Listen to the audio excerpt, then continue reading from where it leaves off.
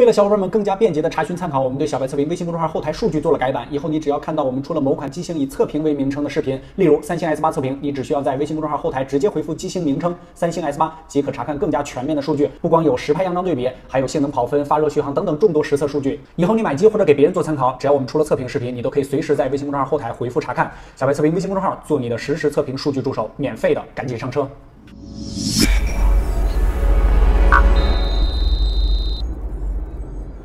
Hello， 大家好，欢迎收看这一期的小白测评，我是王炯。今天给大家带来的快速体验呢，有点不太一样，或者说有点不太符合关注咱们频道小伙伴的这个口味，是什么呢？线下之王的一次快速体验。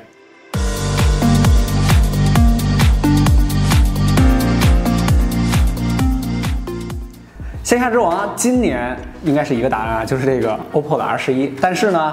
它有两个非常大的竞争对手，一个是这个是没有包装盒啊，这个金立的 S10。我之前是没有把它放在这个线下之王的这一期的节目里面的，因为我回家办了一次户口，这大学毕业了嘛，然后回到我那个县城啊，那个镇上之后，我才发现。基本上已经被金立全部都给覆盖了，就是那些手机店啊，全部都是这个主打金立 S10啊，然后还有这个 OPPO R11还比较少啊，还有就是刚刚发布的这个还没有开箱的这个 X9S 啊，这个呢，说实话，今年 vivo 的这台机器是有点争议的，因为改变并不大，然后主要还是处理器方面，连660都没有用上。我们这台还是这个 X9S Plus， 就是相对来说还是高配版，才用了这个653的处理器。好了，这一期的处理器就不是咱们争议的这个焦点了啊，因为是吧，线下之王大家都懂的。当然，这个还有友情参与啊。这个孪生兄弟1+5是吧？OK， 咱们就先开箱啊。这个 R11呢是一个伪开箱啊，因为我们在这个2017上半年的这个双摄旗舰大对决中呢，加入了这个 R11，把它拿出来进行了一些拍照，但是别的呢都还没动。首先来开 R11，OK， 配件方面呢，其实这个金立 S10啊也是一大堆赠品，但是呢，这个主要的这个包装上呢也没有什么太大区别啊。一个盒子，看看里面，同样是赠送了一个保护壳。网传的这个1+5可以用这个 R11的保护壳，所以说咱们来试一下，看看能不能用。哇，好像真可以，只不过是这个底部的这个开孔这儿有一点点差别，这里耳机这里有一点点差别。OK， 我们来拆掉 R11。这么看着啊，这个第一眼呢，真的是和1+5，应该说是不应该说他俩谁抄谁啊，就是他俩做的真的是非常非常像。但是这两台手机拿在手里的手感呢 ，OPPO 可能是更轻薄一些，因为这次它的参数上呢，确实是做的还是挺极致的，6.8毫米的这个厚度，跟上一代这个 R9呢做的是手感比较相似。1+5呢跟它最大的差别呢，其实就是中间的这条腰线，然后1+5呢稍微厚一点啊，添加这条腰线之后呢，感觉这手机更硬朗那么一点。配件呢就没有什么特别的了啊，一个它不叫 Dash 的闪充啊，它叫 Work 闪充啊，其实两个都是一样的，也是这个高电流的方案，支持最高20瓦，然后一个耳机，随手机赠送耳机，这一点还是不错的。今年呢，这个 R11呢，还有一个刚刚上市就有大家比较争议的，就是它依然采用了 Micro USB， 就是在2017年这个时间段上，作为应该算是它的旗舰机吧。如果我们今年不出 Find 系列的话，虽然 Find 系列从去年就一直在说这个问题，这个接口上面呢有点争议。我觉得啊，这个应该就是为了节省成本，因为如果要是改成 Type C 的话，它这些充电线全部都要更换新的。但是如果要是不改的话，这个充电线就不用换，就可以完全用之前的这个产线。1+5这一次就全部改成了这个 Type C 的，因为它可能更偏极客一点，就这个地方的差别。OK， 然后还有就是这个金立的 S10，这个是咱们借的啊，就没有这个包装盒。这次金立的 S10呢，就是全部这个颜色上玩的还是挺嗨的。至于像这个 iPhone 7 Plus 这种事儿，咱们就不再多说了。整体手机拿在手里呢，给我一个比较大的感觉就是屏占比不是那么的高，就是它两边的这个黑边呢，虽然说是没有屏幕内部的黑条，但是它整个的这个屏占比呢，看起来并不是那么的精致。不过这个 S10呢，配置上我就不多说了啊，就是一个线下机的配置。有一个地方我觉得还是有点惊讶的，就是之前在1加5刚刚发布的时候，他说他们目前是唯一一个和苹果一样，做成这个转角的穹顶天线的。但是我看了一下金立 S10的这个，其实它的这个上下的穹顶电线也基本上已经做到了这个转角的地方，已经就是带一点点弧度，可能没有1加5的这么转角，但是基本上我觉得也是差不多的。它的上下的这个穹顶天线，这一点还是让我有一点意外的，因为它的这个我觉得就可以算到转角上去了吧。还有就是今天刚刚到的还热乎的，这个从京东购买的这个 X9S Plus， 我是发了一条微博，然后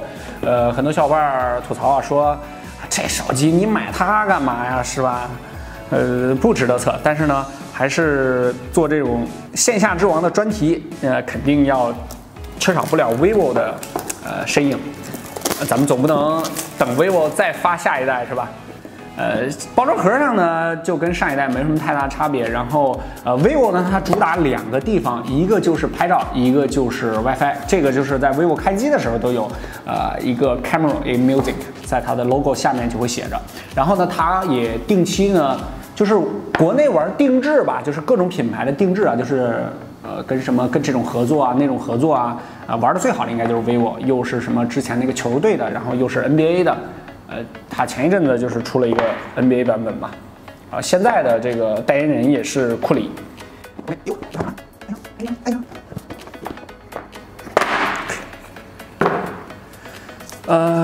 先说一下我们的这个价格啊，是 X9S 的 Plus， 7月份刚刚发布的，它有一个 X9， 但是那个 X9呢，售价呢是2688吧。由于是想做同价位的对比嘛，跟这个 R11呢，在价钱上就选了一个一样的，这个是2998块钱，然后是 X9S Plus。它的这个处理器呢是653，这个 Plus 版本呢是提前上市的。如果你要是想购买这个 X9S 呢，好像还要等到7月底吧，7月20号左右。一打开呢，有一个小意外啊，就是它正面竟然给贴了一块钢化膜，这个是这个所有厂商原厂贴膜里边第一次我看到它给贴钢化膜的，是一钢化膜，而且这个贴的工艺也是非常不错。不过上面有一点点奇怪啊，大家看一下上面，它这边缺了一个豁口。而不是抠出来一个孔，前置的是一个500万，然后加上一个2000万。这个测试呢，咱们后期的深度测评中呢再跟大家聊。OK， 来看一下箱子里面这个充电器的造型啊，非常传统。我看一下充电速度，18瓦，9伏2安，最高的支持。充电的接口上面呢，跟它的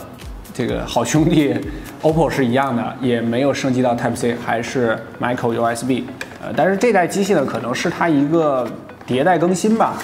但是今年其实 vivo 让我有一点诧异，就是它竟然没有跟这个R11一样同步更新一台新机，让我有点纳闷，可能是在憋着做旗舰，是吧？也有可能。也是赠送了一个保护壳。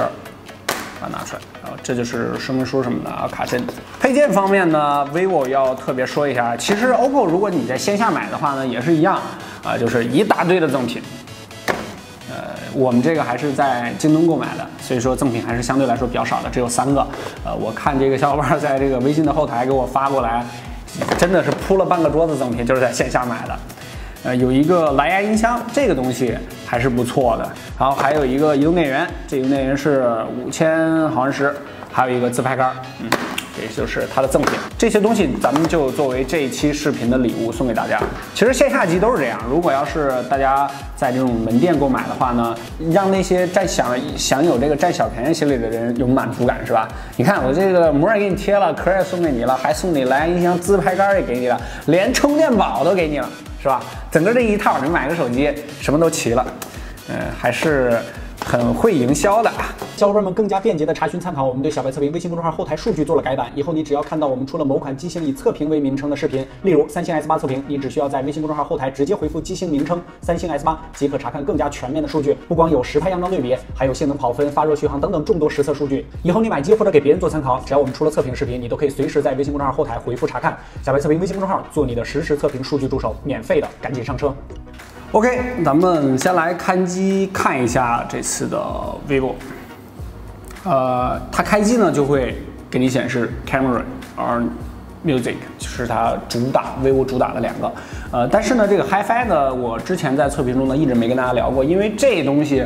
实在是一是玄学性更严重，比这样张严重100倍啊。还有就是这个我的收音设备跟你的放音设备这样来回一导，其实这个声音差别还是挺大的。所以说这块呢我一直没做。还有一个最主要的原因就是 HiFi 这块我不是特别懂，小白测评就是不懂的，咱们就不要乱说，是吧？OK， 现在呢就是这4台手机了啊，这个一加呢咱们先放到旁边，这3台呢就是今年的可以说是在线下机中最热门的3台机器，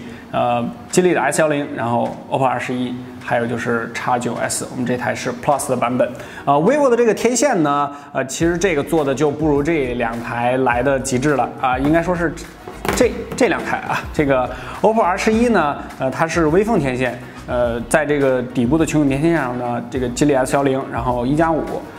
这2个呢都是偏向于这个转角部分的，而这个 vivo 的 X9S 呢，就是跟之前魅族那个做的就有点像，就是靠近底部。其实这个工艺呢，如果要是做起来呢，并不像转角那儿那么难。整个这个机器拿在手上呢，给我的感觉就是挺厚实的，尤其是它前面还贴了一个原厂的这个钢化膜之后，这个厚度呢是没有 R11这个来的轻薄的，它这个厚度是7.25毫米吧，加上钢化膜之后更厚一点。整个机器的感觉呢，跟我之前体验那个X9呢没有什么太大的这个差别，只不过是在细节的工艺上呢有一些改进。前置的这个双摄呢是它的一个主要的卖点。前置的是500万加上一个2000万的镜头，后边呢它采用了一个单摄，就是没有跟随这个大的潮流，在今年呢全部都上双摄。如果它要是上双摄的话，估计也能参与咱们这个2017年的上半年的双摄旗舰对决。这颗单摄像头呢就是一个1600万的，后面呢会给大家做这个详细的测评。至于这个吉利的 S10呢，它是在摄像头方面做的还是有点极致吧，就是后边是双摄，然后前面也是双摄。这2台手机啊，这个拿在手里的感觉非常像吉利 S10和这个 vivo 的 X9S。至于像什么手机，我就不再多说了啊。而这个 OPPO R11呢，应该是这次大热门，无论是从各个方面的这个营销上，还有就是整个的机器上呢，还搭载了这个骁龙的660。一会儿呢，给大家跑一下分，看一看这个骁龙的653跟骁龙的660在这个差距上呢有多少，而且呢，后面呢会使用一段时间，看看它的这个实际的使用这个体验中呢，究竟是能让你感知到的这个有多少。660这个处理器呢，这个 R11呢有一定的这个独占期，就目前来看，应该是只有这个 R11有这个处理器。电池方面呢，这个 vivo 的 X9S Plus 呢是搭载了一块4000毫安时的电池，它的这个电池是5.85英寸啊，不是6寸，也不是6.2寸啊，还是比较大的吧这个电池。并且呢，它的这个摄像头上啊，还专门加了一个，就是 vivo 之前手机也有，就是 DSP 的一个影像芯片。这个是后面呢在测试中呢会重点给大家看的，就是究竟提升到底有多少。OK， 今天的这一期快速体验呢，就先跟大家聊到这儿。后面呢，我们看一看，如果时间允许的话呢，会给大家推出一个2017年的线下之王的这个手机的横屏，基本上就是这3台手机了。vivo X9S Plus， 然后还有一个R11，还有吉利的 S10。这3台手机呢，这个不太符合大家极客的这个定义啊，可能会说这种手机都浪费钱，这种手机什么骗厂妹啊之类的。但是不管怎么说，这3个品牌的出货量还是真的挺恐怖的。尤其是这个 OPPO 和 vivo， 这个去年的在整体的这个形势都在下行的情况下，他们2个逆势上扬。这个产品呢肯定是有它的道理，所以说也是满足我的好奇心，也满足一下大家的好奇心，看看这个2017年的线下之王究竟怎么样。OK， 这期视频呢就跟大家聊到这儿。这期视频呢给大家送的礼物就是 vivo 的这些配件，一个自拍杆，一个移动电源，还有一个蓝牙音箱。这蓝牙音箱还是真挺不错的，我觉得。直接在我们的微信公众号小白测评回复线下之王这4个字，线下之王这4个字，1周之后我们将，这不用1周啊，这5天吧，4、5天之后我们将会这个在我们的头条公布一个小伙伴，直接回复“线下之王”这4个就可以了，送出这个手机。对了，上一期那个不定期更新的日常里边呢，我们出了一个什么优酷创新4G 那个山寨的全屏手机，它的中奖名单在这里啊，在右下角，看到之后在微信后台赶紧联系我。好了，这期的礼品就送这些东西。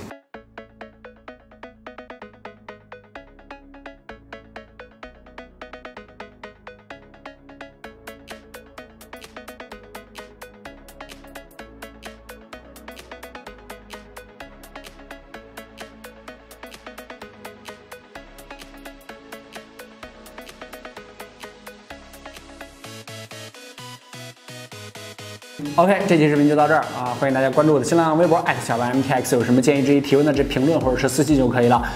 除了这个视频呢，最重要的我们的微信公众号，大家扫码关注。小白测评，每日新鲜资讯，每日云，每天我在那跟你聊天，聊聊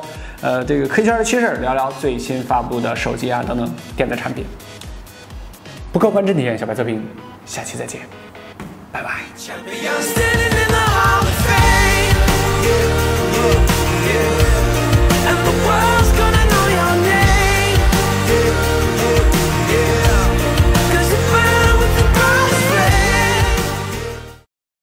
今年这个 R11刚刚上市的时候，一个大家比较争论的地方就是它依然采用了 Type-C 的接口。虽然呢，这个涉及到这个充电线啊，就是如果要是换成 Type-C 的话，它全线呢都会要采用新的这个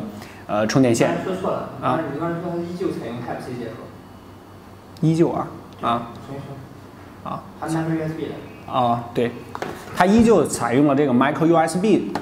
今年还有一个争议比较大的地方，就是 R11刚刚上市的时候，依旧采用了这个Type-C 的，不是这配件儿